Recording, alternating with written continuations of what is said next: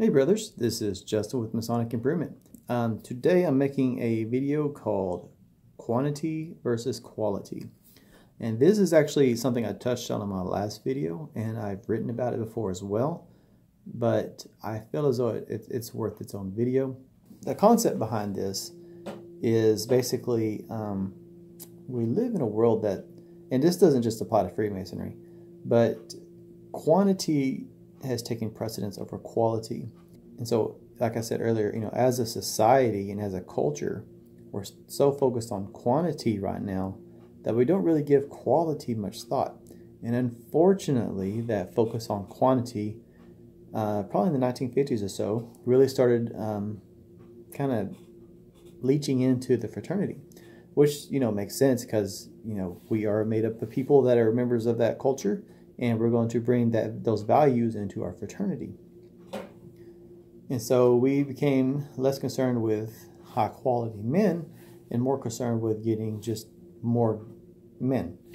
If you can afford the dues, if you don't have a criminal record, if you're a man, and if you believe in a supreme deity, then you're qualified to petition and join. And it's not really so much now about being a good man, it's about just being good enough to petition man. And I understand, why there was that push, because the more people you get in, the more dues you get. I get that. But from a lodge perspective, I'd rather have a lodge with a handful of high quality men than, 100 people that I don't know that may or may not represent the fraternity very well. The analogy I like is it's better to have 4 quarters than 100 pennies. There may be less quarters, but the value's higher. And that's really what it comes down to. And every time I talk about quality and quantity, or rather quality versus quantity, because they are polar opposites of each other, you'll get somebody that says, well, you can have both if you know what you're doing. You can have quality and quantity. Well, yes and no. You see, high quality and high quantity are polar opposites. They are the extreme opposite of each other.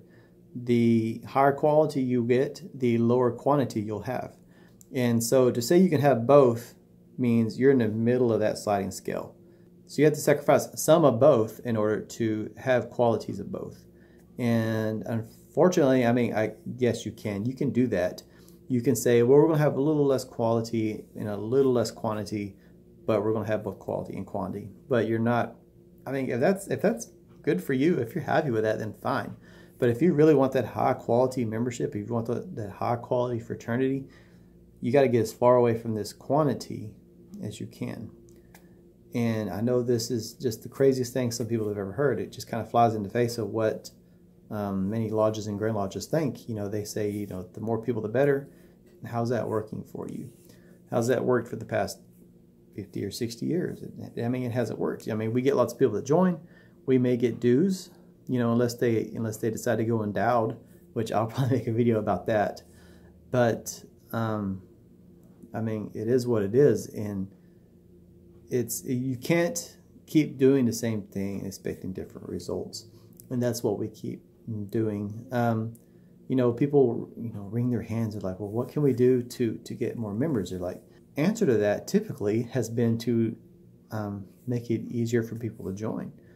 And I would argue that the reason we have this perceived membership problem is because it's already become too easy to join. And so they just keep going back to the same answer, and instead of making us, a little more selective, which would probably, in my opinion, increase the appeal of the fraternity, what they do is instead make it still easier, where you have, you lower the age requirements. You may do the blue lightning, the one-day classes where everybody goes through in one day. You listen the proficiencies required. You make it easier to turn the proficiencies. You can do it in parts and things like that. And none of these things really have been just the magic answer, that everyone's looking for. It's not the magic wand that fixes the problems. And of course, what I'm suggesting isn't either, but it's the right direction, in my opinion, because what we're doing now is we're going the opposite direction. It's not fixing anything.